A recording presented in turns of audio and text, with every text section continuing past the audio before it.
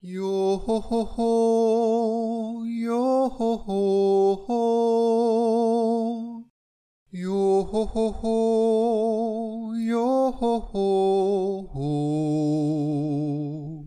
よほほほよほほほ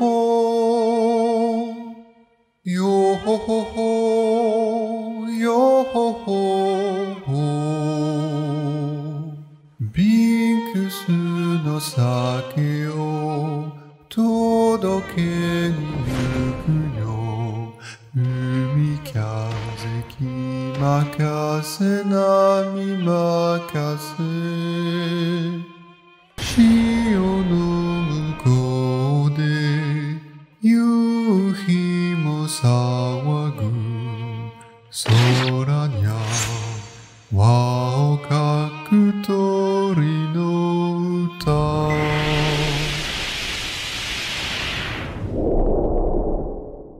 Trouver le One Piece, la signification du dit, ou encore déchiffrer l'histoire du siècle manquant. C'est la mission que se sont donnés de nombreux lecteurs en découvrant cette immense œuvre qu'a créée Eiichiro Oda. Alors on cherche l'impensable, on étudie encore et encore. On imagine toutes sortes de choses, mais pour y parvenir, j'ai réalisé qu'il ne fallait pas simplement chercher, analyser ou même théoriser, mais véritablement vivre le One Piece, pour ainsi mettre le doigt sur le sujet central que souhaite aborder l'auteur. Est-ce le classique d'un shonen de vouloir que le bien triomphe du mal? Est-ce l'aventure des pirates qui est à l'honneur? Ou plus simplement, des combats pour désigner le personnage le plus puissant de l'œuvre? En surface, One Piece est probablement tout ça à la fois. Pourtant, dès lors où l'on explore plus en profondeur cette œuvre, on s'aperçoit très vite qu'elle est bien plus complexe qu'elle n'y paraît. Industrialisation, famine, pauvreté, choc des cultures, racisme, esclavagisme, ségrégation, religion ou autorité gouvernementale. Trop de sujets qui font d'ores et déjà de cette œuvre une œuvre qui questionne les mœurs. Et c'est pourquoi la réponse derrière le siècle manquant ne peut nous être donnée qu'à travers toutes ces questions. Richesse, gloire et pouvoir. C'est par ces trois termes que le roi des pirates lança la grande quête du One Piece. Mais c'est aussi à travers eux que des batailles ont conduit à des guerres incessantes et millénaires, donnant naissance à l'esclavagisme. Quels que soient les univers, cette abomination perdure depuis des millénaires et dure depuis plus de 800 ans dans l'œuvre d'Oda. Bien loin de la piraterie classique à laquelle on s'attend, l'esclavagisme est le sujet central de l'œuvre et duquel découleront des événements déterminants dans l'histoire du monde. Toutes les races de l'univers de One Piece ont un jour subi cette fatalité. Tontata, homme-poisson, peuple ailé et même humain. Tous ont un jour été l'esclave d'un autre, ce qui les a conduits inévitablement à haïr les autres. Une haine sans égale qui a perpétué vengeance et guerre et dont le sang de beaucoup d'êtres ont coulé. Comme le disait la prophétie mésopotamienne du dieu Enki, si les cieux et la terre sont régulés par des cycles, cela signifie-t-il que ce qui s'est déjà produit se produira à nouveau? Le passé est-il l'avenir? Le mystère entourant le siècle oublié se trouve bien ici. Si le fondement des conflits actuels dans One Piece est l'asservissement des races par la quête du pouvoir, alors il est tout naturel que l'événement majeur qui a conduit à la destruction de l'Ancien Royaume était précisément ce même sujet. Mais n'espérez pas que je vous dise que l'Ancien Royaume était dirigé par les dits opprimés de l'Alliance des 20 Royaumes. Non, non, One Piece n'a jamais été aussi simpliste dans sa façon de désigner le véritable coupable. Et aujourd'hui, la théorie que je vais vous conter risque grandement de vous surprendre. Si jusque-là vous pensiez que le gouvernement était l'ennemi et que l'Ancien Royaume était composé de héros, cette théorie que vous apprêtez à découvrir va briser les codes et vous révéler le grand secret que le Gorosei tente inévitablement de dissimuler. Celui dévoilant qu'ils sont les tout premiers esclaves de l'Ancien Royaume et qui, de par leur rébellion, ont ainsi créé les toutes premières lignées de dits ennemis des dieux. Vous pensez que tout ceci est improbable, mais ça a tout de même aiguisé votre curiosité. Alors arrêtez-vous quelques secondes pour laisser votre meilleur like à cette vidéo, mettre un petit cœur en commentaire pour montrer votre soutien et bien sûr vous abonner pour ne rien rater de la révélation finale sur le secret du One Piece. Je vous en remercie et à présent, découvrons ensemble l'histoire de cet ancien royaume, celle des 10 et des 20 rois qui fondèrent plus tard la plus grande puissance mondiale des océans.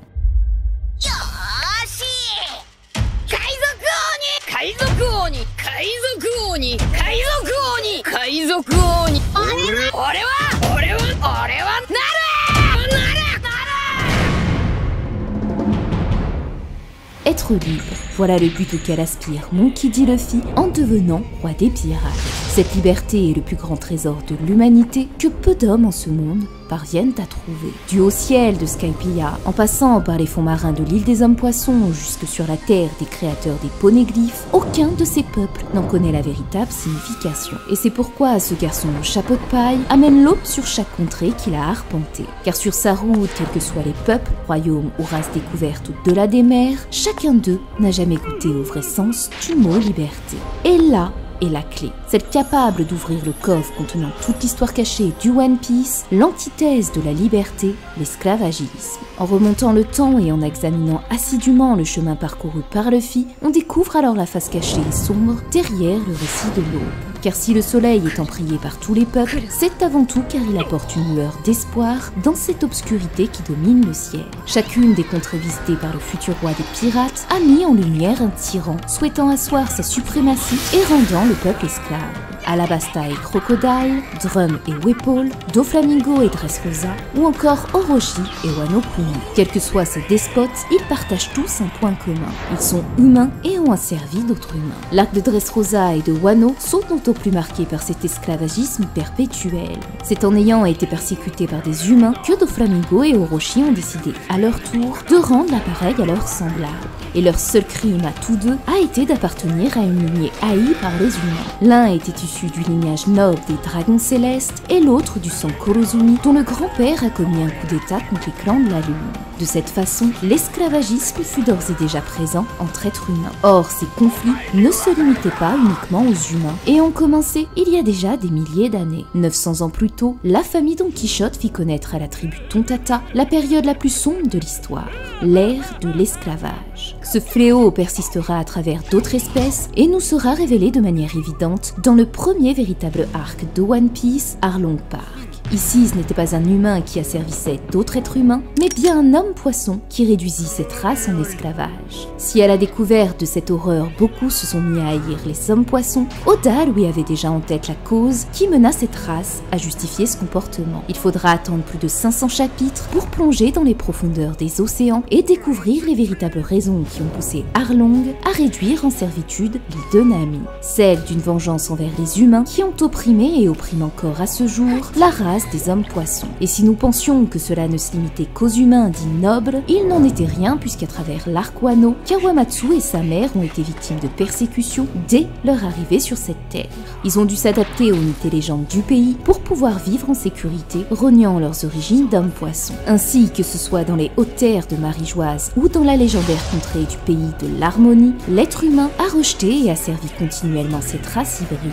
Ce qui a permis de mettre en évidence pour la toute première fois l'esclavagisme réciproque au travers de races opposées. Pourtant, si nous pensions que cette discorde ne se limitait qu'à la domination de l'espèce humaine sur d'autres races, vous allez voir qu'Oda a propagé cette calamité au sein des mêmes races, et ceci des millénaires avant l'ère de Monkey D. Luffy.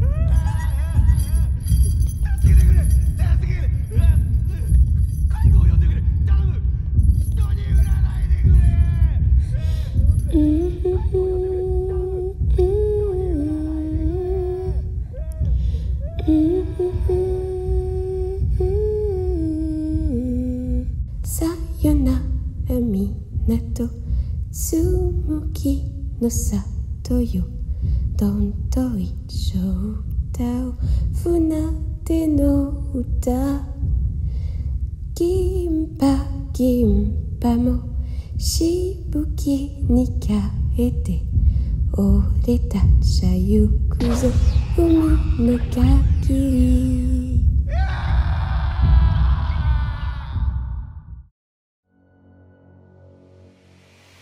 1000 ans auparavant, les tribus aux longs bras et longues jambes débutèrent une guerre qui se poursuit encore aujourd'hui. 600 ans plus tard, c'est au tour des 3 nations célestes, qui jadis étaient en alliance sur la Lune, de s'engager dans un conflit qui durera pendant près de 4 siècles. De cette manière, les Shandia s'opposeront aux Skypéens. Puis Ener, un Bilkan, exterminera sa propre tribu pour ensuite combattre les Skypéens et les Shandia et ainsi asservir ces peuples célestes. Si au commencement ils étaient alliés, la quête du pouvoir et du titre de Dieu a finalement divisé entièrement ces trois peuples lunaires. Un scénario céleste qui va pourtant se répéter dans les fonds marins par le biais du personnage d'Odie Jones. Si jusque-là l'arc des hommes-poissons permettait d'expliquer le conflit millénaire entre cette race et les humains, cet antagoniste va complètement renverser les codes. Lui qui désirait initialement asservir l'homme pour se venger de l'oppression qu'a subi son peuple, va finalement vouloir réduire sa propre race en esclavage. Il ne s'agit donc plus ici de races différentes qui ont donné naissance à l'esclavagisme, mais bien de races identiques qui ont conduit au même désastre. Il est alors important de comprendre que la domination conduisant à l'asservissement d'une population ou d'une race n'a pas été déterminée par l'être humain, mais découle d'un phénomène beaucoup plus profond et fréquent au sein de chaque race. La gloire, la fortune et le pouvoir. Les trois véritables raisons qui mènent inéluctablement ces individus à vouloir dominer le monde, quelle que soit la race ou le lieu où ils s'y trouvent. Baggy, Crocodile, Moria, Odie Jones, Doflamingo, Kaido ont tous aspiré un jour à devenir roi des pirates dans l'unique but d'obtenir le trésor du One Piece. Les dragons célestes, Insama et Ener, quant à eux, tentent de s'approprier le titre de Dieu pour asseoir leur suprématie. Gloire, fortune et pouvoir. À présent que vous comprenez ce qui motive ces individus à asservir toute une nation, vous comprenez ce qui mène ces peuples à la révolte et à des guerres. Des guerres pour la liberté s'opposant fondamentalement aux trois vertus de ces tyrans. Cette boucle infernale et millénaire serait alors le secret qui expliquerait la disparition de l'ancien royaume. Ce qui nous mène à présent à comprendre les vraies raisons qui ont motivé 20 royaumes à s'allier pour faire disparaître cet empire prospère doté d'une technologie si avancée. Qui étaient les tyrans et qui étaient les esclaves? Pour répondre à cette question, il va falloir revenir sur la première partie de cette théorie. L'Ancien Royaume était selon moi l'empire fondé par les peuples ailés, les Bilkan. Ces dieux lunaires seraient la race scientifique à laquelle appartiendrait Joy Boy. Ce garçon joyeux avait ainsi pour rêve de construire un monde utopique où différentes races cohabiteraient et collaboreraient pour ériger un immense empire.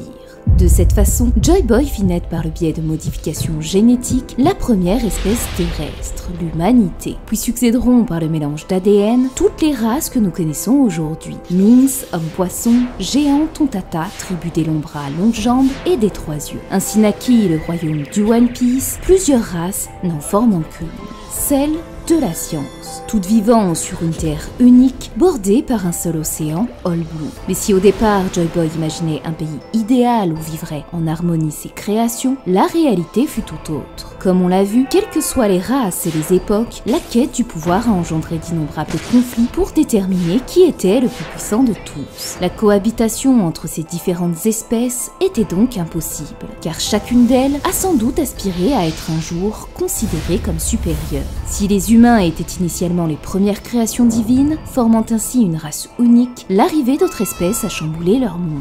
Les géants antiques les surpassaient en tout point, aussi bien par leur taille phénoménale, par leur longévité 3 fois supérieure à un humain, ou par leur force titanesque capable de déplacer une île entière. À leur complète opposé, les Tontata étaient de minuscules êtres, mais étaient presque aussi forts qu'un humain. Ils étaient capables de travailler sous terre, cultiver n'importe quelle espèce végétale, se déplacer à une vitesse invisible à l'œil nu et dont l'espérance de vie pouvait atteindre 150 ans. Les Minx, quant à eux, étaient réputés pour leur métabolisme puissant et leur excellence en combat bien supérieure aux humains, d'autant les soirs de pleine lune où ils peuvent déployer toute leur force grâce à leur forme sous l'ongle, sans compter leur capacité innée de produire des décharges électriques. Mais c'est certainement l'arrivée des hommes-poissons qui constitua le sommet de l'inquiétude croissante des humains envers toutes ces nouvelles races. Dès leur naissance, les hommes-poissons furent dotés d'une force 10 fois plus importante que les humains normaux. Une force qui se décuple dans l'eau, tandis que celle-ci est réduite de moitié pour l'humain. Mère Nature les a également alloués d'une constitution physique supérieure, telles leurs mâchoires et leurs dents, qui se renouvellent en permanence et sont encore plus solides que les anciennes. Tout comme la science de Vegapunk a progressé tourner vers de nouveaux humanoïdes pour remplacer les pacifistas, ces nouvelles races supérieures en tout point à l'homme primitif ont certainement suscité chez les humains une inquiétude croissante et une crainte irrationnelle quant à la pérennité de leur espèce. Une lutte pour le titre de roi du monde a dû peu à peu s'installer et laisser place à une haine constante entre les différentes tribus et plus spécifiquement dirigée vers l'homme. Et c'est Arlong qui va nous aider à renforcer cette théorie et à mieux comprendre la genèse de cette guerre millénaire. Selon lui, durant des temps immémoriaux, les humains enviaient et craignaient à la fois les hommes poissons, car ils étaient les élus divins ayant reçu du ciel des pouvoirs incroyables. Ils étaient une forme évoluée de l'espèce humaine, ils étaient les rois de la création, la race suprême. Ainsi, aux yeux des hommes poissons, la nature a choisi de faire des humains des êtres faibles sans vigueur, car ils sont une race inférieure depuis le jour de la naissance de ces nouveaux élus. Tenter de s'opposer à leur domination sur l'espèce humaine équivaut à aller à l'encontre des lois de l'évolution. Ces mots d'Arlong suggèrent donc qu'il existe bien un événement historique entre les races pour déterminer qui d'entre elles pouvait et pourrait prétendre au titre de la création suprême. Et ce sont précisément ces discordes entre les différentes races qui ont sans doute conduit à une création extraordinaire, les fruits du démon. Selon la théorie de Vegapunk, tout ce qui naît en ce monde a été désiré, y compris les fruits du démon. Un fruit du démon est la concrétisation d'un désir d'évolution. Ses pouvoirs représentent l'avenir de l'humanité sous toutes ses formes. Être un détenteur de pouvoir, c'est vivre dans l'une des multiples dimensions que l'esprit humain a imaginées. Les fruits du démon étaient donc initialement destinés aux êtres humains avec l'intention de les faire progresser et ainsi combler leurs capacités face aux races qui, elles, étaient dotées de qualités supérieures dès leur naissance. Mais comment sont-ils parvenus à matérialiser leurs rêves dans un simple fruit? Si l'humanité et les différentes races que nous connaissons aujourd'hui ont été engendrées par les Bilkans, ces savants venus de la Lune, il serait cohérent que ces fruits du démon soient également issus de ces mêmes créateurs. Et de nouveau, celui en charge de cette prouesse scientifique ne serait nul autre que Joy Boy. C'est pourquoi Oda a donné des noms très particuliers à ces fruits du démon, le Paramecia et le Zoan. Ces micro-organismes unicellulaires sont la première forme de vie sur Terre et de l'évolution jusqu'à notre espèce. Ils ont été choisis par la communauté scientifique pour être l'espèce de référence de leur expérience, car ils sont un modèle idéal dans l'étude des réarrangements de l'ADN. Leur caractéristique principale est, comme leur nom l'indique, unicellulaire. C'est-à-dire qu'elle se compose d'une seule cellule, contrairement à nous les êtres humains, animaux ou plantes, qui sommes des organismes pluricellulaires. Ces Paramecia n'ont donc pas de noyau et par conséquent pas d'ADN. Une sorte de corps vide, mais qui pourtant est tout de même doté d'un libre arbitre. En partant de cette hypothèse, ces coquilles vides auraient été utilisées comme base pour y insérer l'ADN d'un animal ou d'un matériau afin de l'implanter ultérieurement dans le corps d'un fruit, donnant naissance au fruit du démon que l'on connaît. Reste à comprendre dans quel but Joy Boy aurait créé ces fruits du démon. Deux scénarios peuvent être envisagés. Le premier est que Joy Boy aurait simplement une nouvelle fois voulu porter la science à son apogée, mais il ignorait que quelqu'un puisse manger un de ces fruits. À l'instar de Dieu qui interdit aux humains de consommer le fruit défendu, Adam et Ève ont commis ce péché et ont été châtiés du paradis. Dans One Piece, l'homme aurait alors commis la même transgression en goûtant au fruit du démon interdit par Joy Boy, ce qui aurait eu pour conséquence de leur donner cette malédiction des mers. Un récit qui serait similaire à celui de Momonosuke qui mangea le fruit du scientifique Vegapunk par accident, ou encore Luffy qui mangea le fruit de Nika par inadvertance. La seconde option pourrait cependant être un acte volontaire de la part de Joy Boy. Lui, qui initialement souhaitait mettre à profit sa science sur Terre pour créer un monde utopique, a dû très vite s'apercevoir que des écarts se creusaient entre ses premières et futures créations. L'homme devenait peu à peu inférieur à toutes les autres espèces qui proliféraient sur Terre. Dans le but de rendre leurs forces plus équilibrées et de freiner ces disparités, il aurait conféré aux hommes le pouvoir des fruits du démon et ainsi matérialisé leurs rêves tel un génie. L'humain aurait ainsi bénéficié de capacités inouïes, pouvant vivre en parfaite harmonie avec les autres espèces. C'est en tout cas ce qu'aurait pu imaginer Joy Boy en créant ses pouvoirs contre nature. Mais comme un cycle infernal, dès lors où quiconque acquit ces nouvelles capacités, la nature reprend le dessus, cédant à l'orgueil et à l'ambition de cette quête incessante de gloire, pouvoir et fortune. Cette crainte de devenir les esclaves d'autres races aurait conduit l'homme à revendiquer son statut de première création divine. Se sentant à présent supérieurs, les hommes décidèrent de se venger de l'humiliation subie par les autres races depuis des siècles et de créer la plus grande guerre terrestre. C'est ainsi que, comme le disait Arlong, les humains ont commencé à faire la loi dans le monde et ont exilé les hommes-poissons jusque dans les fonds marins, ce qui clarifie de manière exacte les motivations de la migration des différentes races et leur aversion croissante envers les humains. Si l'on comprenait précisément les motifs derrière la dissimulation des Tontatta vis-à-vis de l'espèce humaine, les raisons qui ont conduit les Minks à s'isoler du monde extérieur pour s'établir sur le dos d'un éléphant étaient bien moins évidentes. Si ces hommes sont parvenus à chasser toutes les races de l'ancien royaume, ceci explique désormais pourquoi chacune d'elles s'est retrouvée isolée et a migré vers des contrées différentes. L'ancien royaume devint alors peu à peu la terre unique des hommes, mais demeurait une espèce qu'il était indispensable d'éliminer. Ceux à l'origine de leur création, les dieux siégeant au-dessus du mur rouge. Et c'est ici que le plus grand secret sur le siècle oublié va se révéler.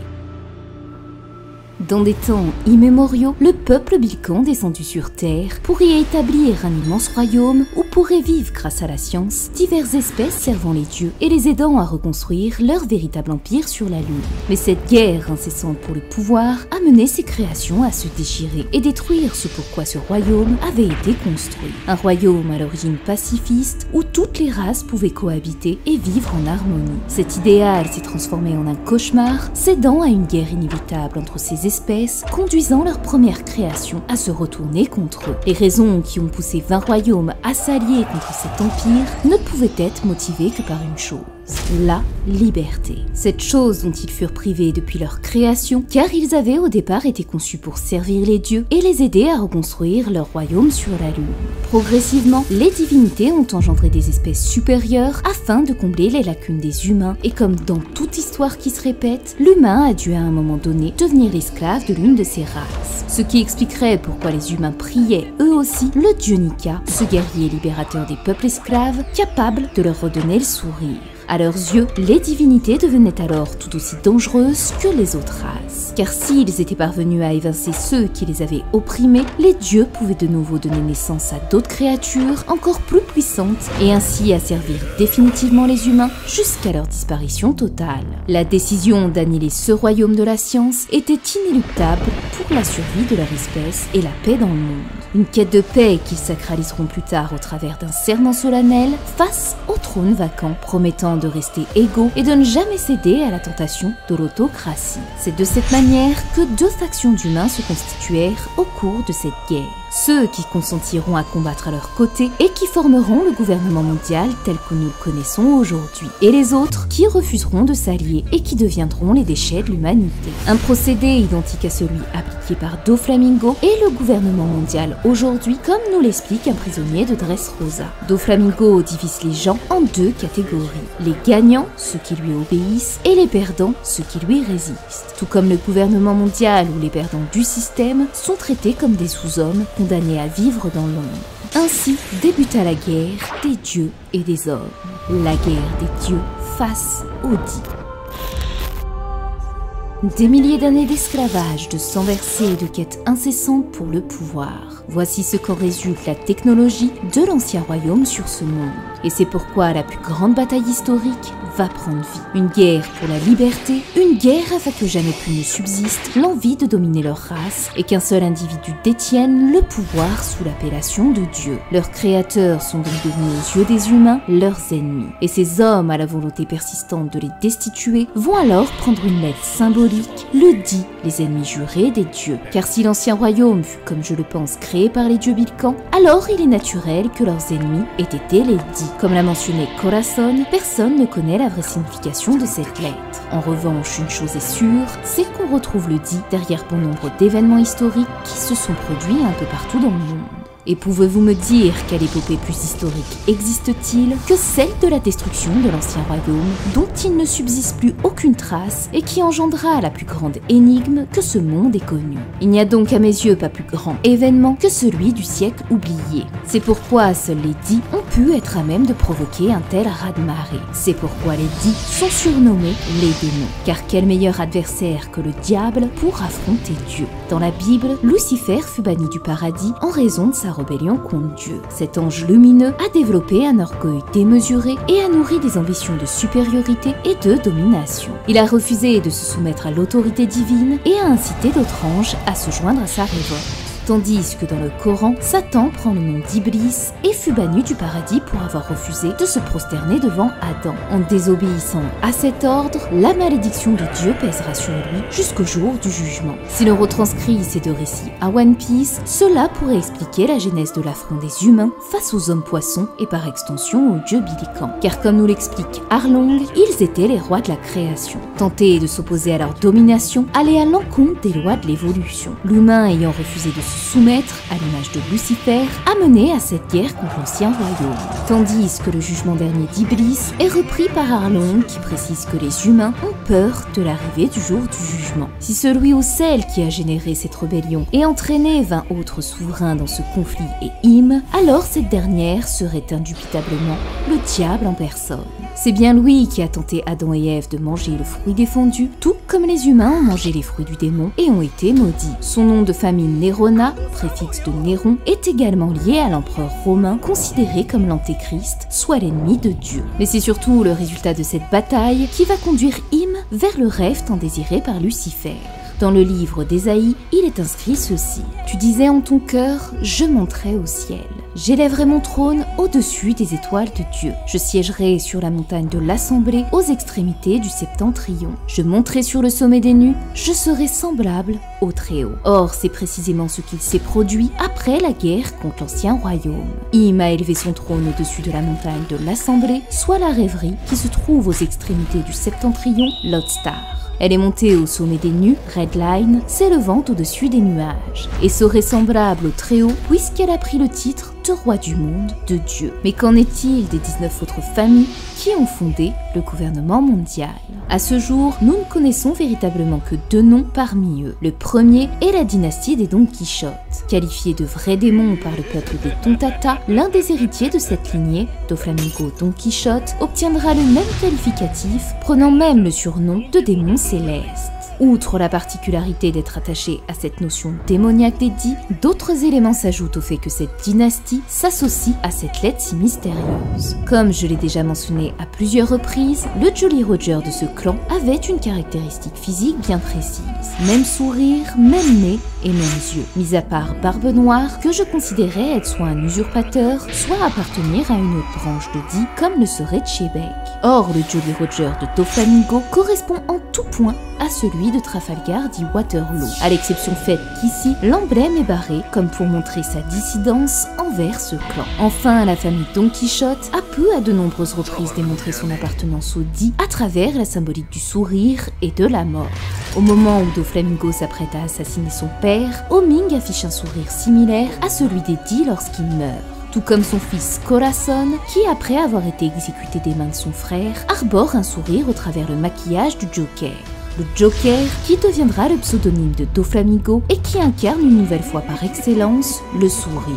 Quant à la seconde et dernière famille, il s'agit des Néfertari. Si j'avais par le passé préparé une pléthore d'arguments pour expliquer leur affiliation au dit, aujourd'hui il n'y a plus nécessité à le prouver puisque grâce au dernier chapitre, cette dynastie appartient officiellement à ce clan. Cependant, la révélation sur le nom de Lily pourrait renforcer ma théorie sur les dieux opposés aux démons. Car comme je l'ai expliqué dans ma review, Lily pourrait être associée à la démone Lilith. Ainsi le diable se cachait dans les détails. L'ancien royaume n'était donc pas le clan des dits, mais bien leurs ennemis. Si aujourd'hui le gouvernement mondial redoute autant les porteurs de cette lettre, c'est parce qu'ils sont conscients de ce que cela implique.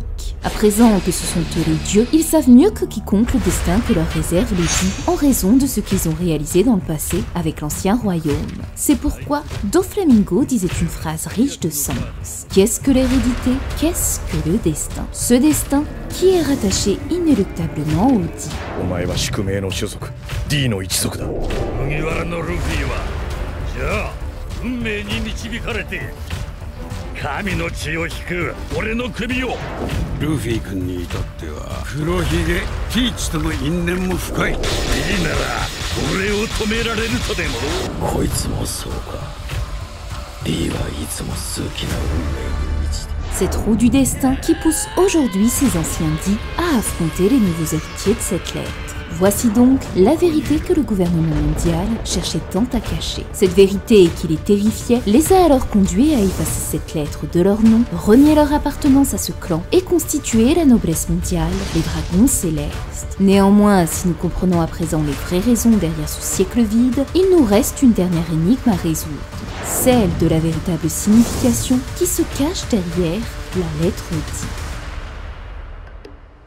Nombreuses ont été les hypothèses concernant cette lettre qui demeure l'un des mystères les plus intrigants de l'œuvre. Destiny pour destin, Dawn pour l'aube, Dream pour rêve ou même l'acronyme de la lune. Toutes ces traductions peuvent aisément s'associer au Di. Pourtant, bien que chacune d'elles paraisse pertinente, aucune, selon moi, ne représente vraiment la signification du Di. Car celle que je vais vous dévoiler aujourd'hui est une traduction qui correspond au mot près à la description qui nous a été faite de cette lettre. Et le Di signifie donc... Attendez un peu, je fais durer le suspense. Et oui, 5 ans que j'attends de dévoiler ça. Alors j'aimerais s'il vous plaît, et si ce n'est pas déjà fait, que vous mettiez votre meilleur like à cette vidéo pour me soutenir. Mais surtout, fêtez dignement l'avant-dernière théorie des nerfs. Car oui, ce n'est pas sans un brin d'émotion que je vous annonce que la prochaine vidéo sera bien la toute dernière de cette longue série. Alors un immense merci à vous, et à présent, roulement de tambour. La signification du Di n'est en réalité rien d'autre qu'écrit sous vos yeux depuis le début de cette vidéo. Vous ne l'avez peut-être pas vu, pourtant la signification du Di a été la thématique principale de toute cette théorie. Je parle bien sûr de l'esclavagisme. Ainsi, la grande signification cachée derrière cette lettre serait esclave. Et le terme complet nous vient du sanskrit hindou qui se traduit par Dasu ou Dasa. Alors dit comme ça ne semble peut-être pas très exceptionnel. Pourtant, les Dasa sont décrits comme des démons, destructeurs du monde et ennemis naturels de Dieu. Alors plongeons donc à nouveau dans les archives de notre monde pour comprendre d'où nous vient ce terme et pourquoi serait-il la véritable traduction du Di. Après avoir quitté le berceau de l'humanité, la Mésopotamie, c'est vers leur nation voisine que nous nous dirigeons, la remarquable cité de la vallée de l'Indus. Elle abritait l'une des premières civilisations urbaines de l'histoire il y a 4500 ans. Fort de son architecture et de son écriture encore aujourd'hui indéchiffrable, elle fascine et questionne sur le peuple ayant habité cette terre autrefois. Mais pourquoi vouloir s'intéresser à l'Inde? Si la Mésopotamie a permis de mettre en lumière le lien entre les Anunnaki et les Bilkans lunaire, il est bon de comprendre pourquoi Oda a attribué à chaque peuple ailé des cultures distinctes. Comme je l'ai expliqué dans mes premières théories des nerfs, l'histoire des Chandya puisait son inspiration des Aztèques. Or les Bilkans des nerfs semblent davantage s'identifier à l'Inde et par extension à l'hindouisme. En raison de sa tenue et ses longs lobes d'oreilles, il incarne à la perfection le Bouddha et de surcroît utilise le mantra, précepte culturel hindou. Mais ce qui est fascinant ici, c'est qu'il n'est pas le seul à avoir des racines de cette nation. En effet, notre héros au chapeau de paille a grandi sur l'île de Dawn, où trône le royaume de Goa et où se dressait le Great Terminal. Deux influences directes de l'Inde, avec Goa, état de la côte sud-ouest de l'Inde, et le Great Terminal, inspiré de Smoky Mountain, aux Philippines.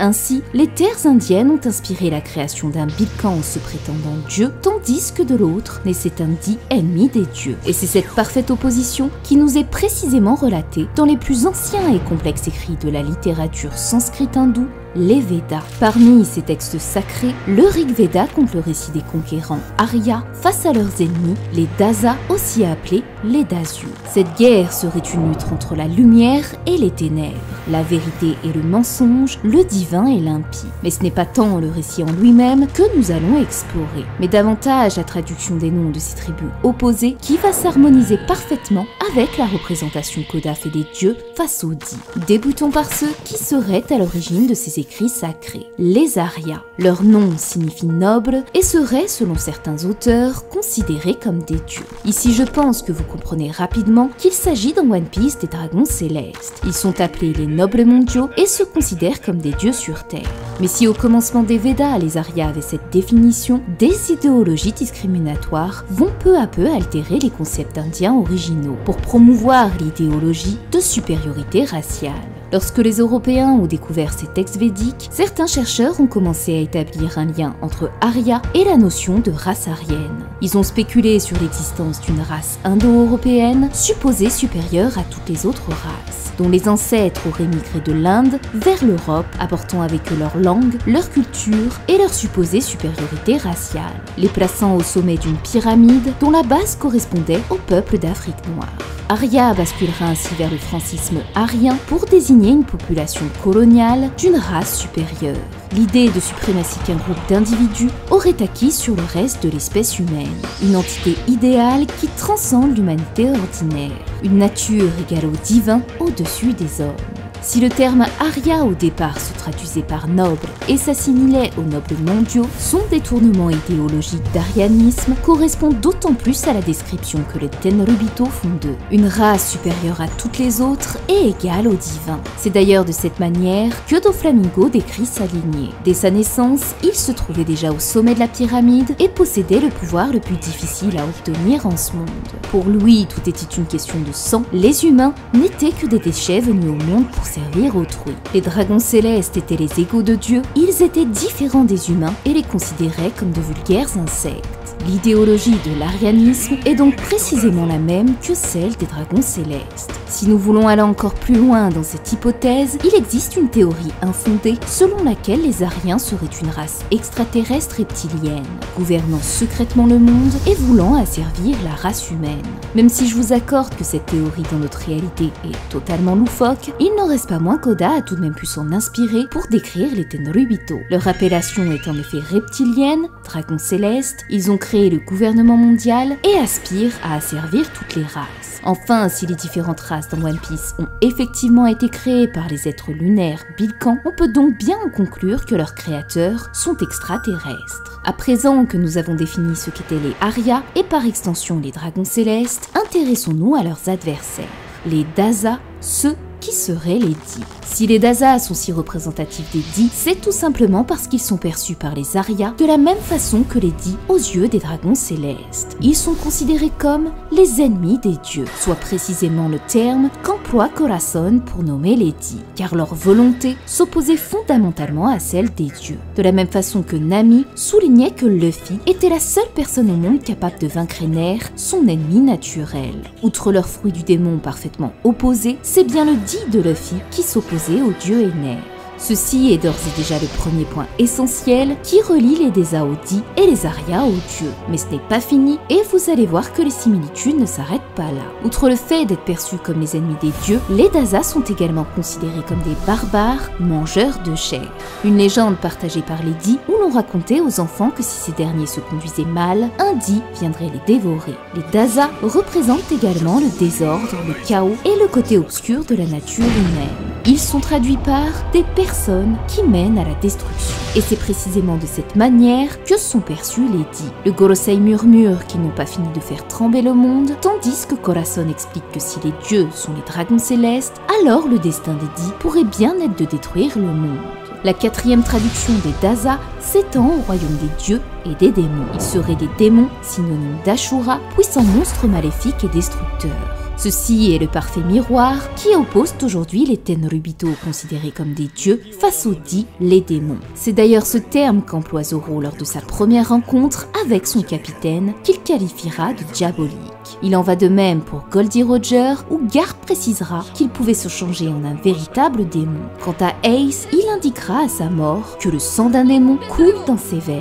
Cette notion d'entité démoniaque renforce d'autant plus l'idée que les 20 familles fondatrices portaient cette lettre dans leur nom. Car comme expliqué précédemment, Nerona, Doflamingo et Lily pouvaient parfaitement s'associer à des démons. La 5e et 6e traduction considèrent les Daza comme des tribus et des rois, figurant comme des entités puissantes à craindre.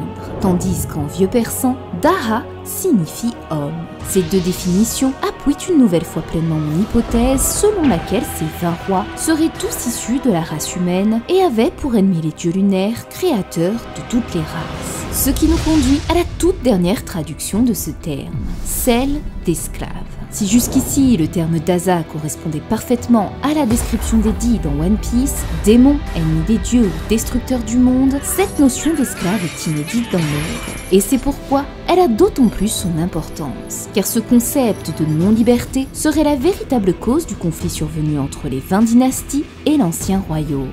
Une lutte pour leur liberté et le souhait de ne plus être asservi. Comme cela a été démontré tout au long de cette vidéo, l'esclavagisme était le trait distinctif commun à tous ces peuples. C'est la raison pour laquelle les 20 fondateurs du gouvernement mondial ont souhaité faire disparaître l'histoire de l'ancien royaume. Ce passé honteux de reconnaître qu'ils n'étaient que des humains conçus pour servir les divinités et être la race la plus vulnérable parmi toutes les autres. Omin Don Quichotte le disait par ailleurs très bien, nous sommes des hommes depuis toujours. Ainsi, quelle que soit la définition donnée au Daza ou Dazyu, elle se rattache constamment au destin des dits. Et à présent que vous êtes conscient de ce que dissimulait réellement cette lettre, vous allez voir à quel point votre interprétation de l'œuvre va prendre une toute autre dimension. Car Oda nous avait déjà illustré un fragment du siècle oublié, celui nous donnant un aperçu de la guerre qui eut lieu il y a 8 siècles de cela. Pour connaître l'arc dans lequel il y aurait caché ce secret, il suffit de vous demander quel nom ai-je donné à toutes ces théories. Oui, les théories des nerfs. Il est celui par qui tout a commencé. Ma première vidéo consistait à décrypter ces mini-aventures. C'est de sa lignée que découlerait l'ancien royaume et dont Oda aurait puisé son inspiration des divinités Anunnaki pour concevoir son récit. Parmi ces dieux, l'un se nommait Enki, que je comparais à Joy Boy, tandis que son frère se nommait Enlil, un nom qui en réalité a inspiré celui des nerfs. Enfin, c'est ce dieu de la foudre qui m'a permis de retracer l'histoire des Aryas face aux Daza. Ce que vous ignorez en revanche, c'est que les Védas ne racontent pas seulement l'affrontement des dieux face aux démons, mais qu'une divinité hindoue occupait une place centrale dans ce récit. Indra, le dieu guerrier du ciel et de la foudre, protecteur des Aryas et conquérant des Daza. Son nom complet signifie le maître le plus puissant des dieux dans les cieux. Et cette divinité céleste est tout simplement la représentation parfaite des nerfs. Il se considérait comme le dieu parmi les dieux, détenteur du fruit de la foudre, et était réputé pour être un guerrier. Bien que cette caractéristique soit habituellement associée aux Chandyas, les Pilkans étaient également décrits comme des vaillants et robustes guerriers du ciel. Si Indra a été réputé pour être le chasseur des Daza, c'est principalement parce que ces derniers étaient perçus comme des incroyants, d'où le surnom de démons. Ils n'éprouvaient aucune crainte envers les dieux, ne se prosternaient pas et n'offraient pas de sacrifice en leur honneur. Or, lorsqu'Ener parlait des humains, il les définissait en ces termes. Il n'y a rien que les humains craignent plus que la mort. C'est la raison pour laquelle ils s'agenouillent face contre terre pour implorer le pardon divin. Je n'y peux rien si ces êtres se prosternent devant tout ce qui réveille leur peur. On appelle ça l'instinct. Ce n'est pas Dieu que les hommes craignent, c'est la peur que celui-ci incarne. C'est par ailleurs précisément cette même question que Norland Montblanc posera à Kalgara. Pourquoi vos dieux vous font si peur?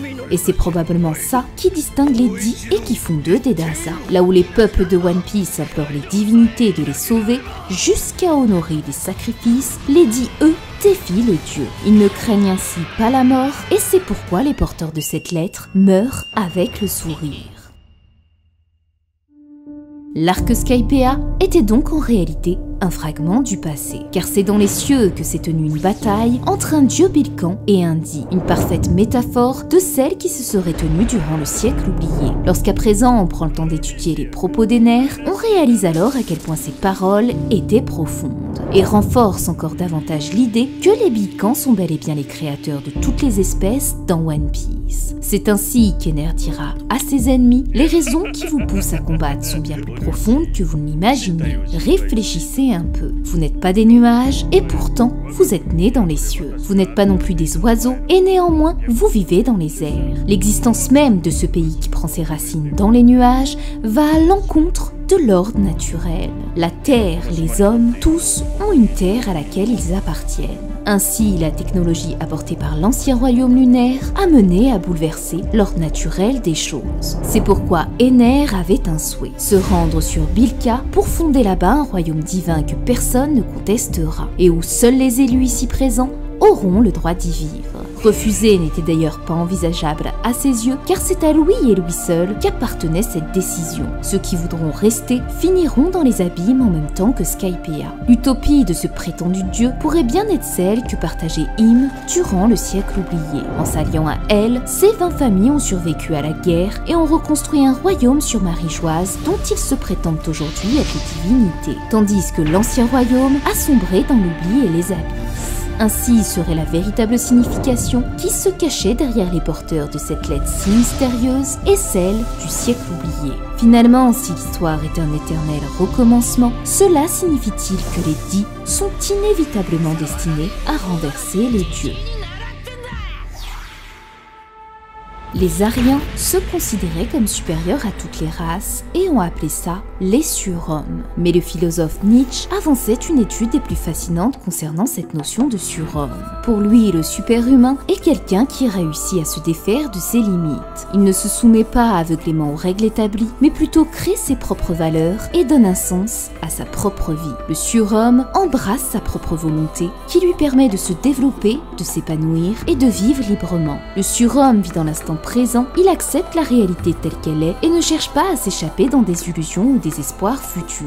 Pour résumer, le surhomme est un idéal que Nietzsche présente comme un individu qui se libère de ses contraintes sociales et morales, qui accepte l'idée de vivre sans regret ni ressentiment. C'est une invitation à dépasser nos limites et à réaliser notre plein potentiel en tant qu'être humain. Cette philosophie de vie est précisément celle que partagent nos deux héros à l'origine du One Piece, Goldie Roger et Monkey D. Luffy. Car la passion et les rêves sont comme le temps, rien ne peut les arrêter. Et il en sera ainsi tant qu'il y aura des hommes prêts à donner un sens au mot liberté. La volonté de vivre pleinement ses rêves et de dépasser ses limites en vivant l'instant présent. Cette recherche de gloire, pouvoir et fortune qui a poussé ces anciens hommes à se prendre pour des dieux par le fruit d'interprétations d'égocentrisme et de quête d'autorité. Là où le véritable dieu Monkey D. Luffy n'aspire lui à aucun titre, mais seulement à la liberté. Et c'est ça qui fait de lui un surhomme, qui fait de lui un héros, un roi ou même une divinité. Car comme l'a dit le célèbre auteur Montblanc, est-ce vraiment rendre hommage à vos dieux que de sacrifier des vies qu'ils sont censés protéger? C'est le rôle que s'est donné indirectement Luffy en libérant sur son chemin tous les peuples des griffes des oppresseurs. Car à ses yeux, un dieu est fait pour sauver les gens et non pour tout détruire autour de lui. Et c'est pour cette raison qu'Oda a conféré à Luffy le fruit du dieu soleil Nika, cette divinité sacrée que le monde attend sous la prophétie de l'aube et qui ne se lèvera qu'au moment où les tambours de la libération résonneront.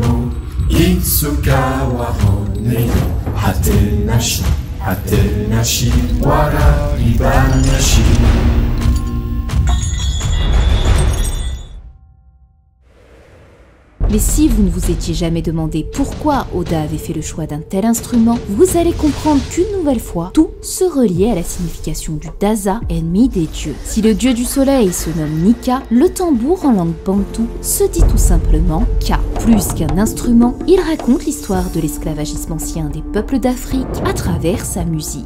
D'ailleurs, c'est là toute la beauté de cet objet sacré, car on ne dit pas de lui qu'il joue de la musique, mais qu'il émane une parole qui permet de remettre de l'ordre. C'est ce son qui permet d'harmoniser les choses. Là où le chaos s'installait durant l'esclavagisme, le tambour servait à rétablir de l'ordre dans l'esprit des hommes, devenant ainsi un outil de résistance lorsque le niveau de désordre était trop puissant. Les vibrations émises par cet instrument avaient un impact sur les esclaves. Une parole qui pénétrait l'humain, dont la puissance du son produit créait une énergie si intense qu'elle s'emparait du négatif et rendait le sourire aux hommes. C'est pour cela qu'on parle de frapper, percuter le tambour, parce qu'il est nécessaire de contraindre le désordre de reculer et permettre à la voix de l'ordre de s'exprimer. Le tambour n'est donc pas une musique, mais une parole guerrière qui a permis aux esclaves de résister. Cette parole qui sera retranscrite par la volonté du Di, le Daza esclave, et dont Luffy en est le porteur et le dieu libérateur. Mais si Oda a offert cette parole aux esclaves, il en a également donné une aux dieux. Bien qu'Ener ait initialement été doté d'ailes dans le dos, il a échangé celles-ci contre des tambours.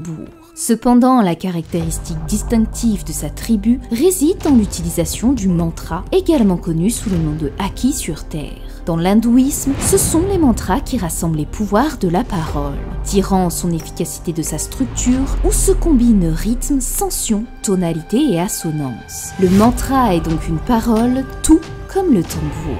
Et une fois de plus, le Di fait une opposition parfaite du soleil, se dressant contre les dieux de l'as lunaire.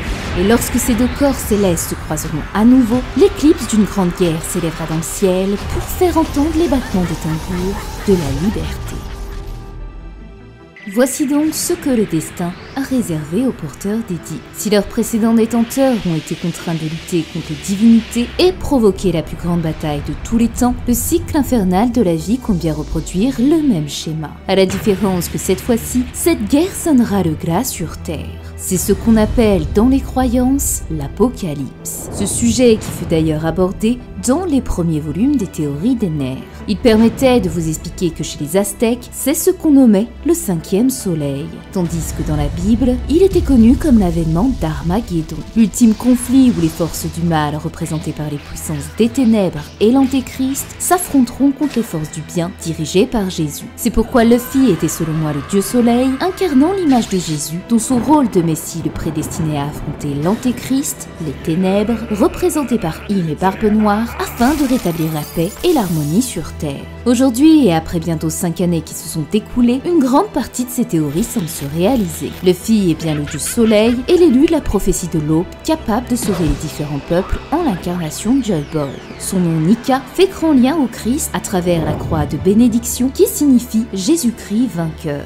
Enfin, l'Antéchrist, que je désignais comme étant Imu, semble se confirmer peu à peu puisque son nom de famille Nerona est le préfixe de Néron, soit l'Antéchrist. Jusque-là, le temps a semble-t-il bel et bien confirmé les théories d'Ener. Mais ce n'est pas tant en soi d'avoir raison qui est bon, mais plutôt de comprendre que si cela est véridique, alors cela conduira inévitablement à l'apocalypse. C'est pourquoi je vous mentionnais qu'il y aurait dans One Piece 3 grandes batailles. La première, Marineford, la seconde, celle de la rêverie, qui aujourd'hui se déroule simultanément avec les événements d'Egghead. Et enfin, la troisième grande guerre, celle qui aura lieu sur la Terre Sainte de Marie-Joise après la découverte de l'Aftel, opposant l'alliance de tous les peuples face au gouvernement mondial et Barbe Noire.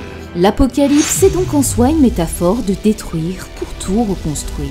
Effacer tout ce qui fait du passé une terreur, un malheur, une souffrance, pour rebâtir un monde meilleur. Et le rôle de Luffy est précisément celui-ci. Il a entièrement détruit Arlong Park car c'était l'existence même de cette pièce qui était à l'origine des malheurs de Nami. Sur Alabasta, il disait vouloir mettre un terme à toute cette histoire et ceci est passé par la destruction du tombeau royal Nefertari. À Enies Lobby cette fois, il donna l'ordre à Sogeking de brûler le drapeau car il avait compris qui était l'ennemi de Robin. Ou encore à Wano, où elle disait mettre fin à tout ça, même si cela impliquait de détruire Onigashima qui se trouvait sur son chemin. Effacer ses vestiges, c'est donc effacer les années d'oppression et de terreur vécues par ceux qu'il considère comme ses nakama. Telle était d'ailleurs la double signification de son fruit du démon, la gomme, qui permettait d'effacer les larmes sur les visages et de redonner le sourire à tous ceux qui ont été esclaves des tyrans. Comme l'a dit le narrateur à la fin de Dressrosa, l'effondrement d'une nation n'est pas toujours synonyme de malheur, car dans les décombres, les habitants versaient des larmes de joie. C'est pourquoi notre garçon au chapeau de paille se devra de détruire la terre sainte de Marie-Joise. La source originelle de tous ces conflits qui ont débuté il y a de cela plus de 800 ans entre toutes les races. En anéantissant la terre rouge des dragons célestes, c'est la fin d'une ère millénaire d'oppression qui s'écroule et la vengeance d'un siècle d'histoire profanée. Les hommes-poissons, les Minx, les Tontata, les Chandia, le peuple d'Ewa et même les humains, tous unis dans un seul et même but,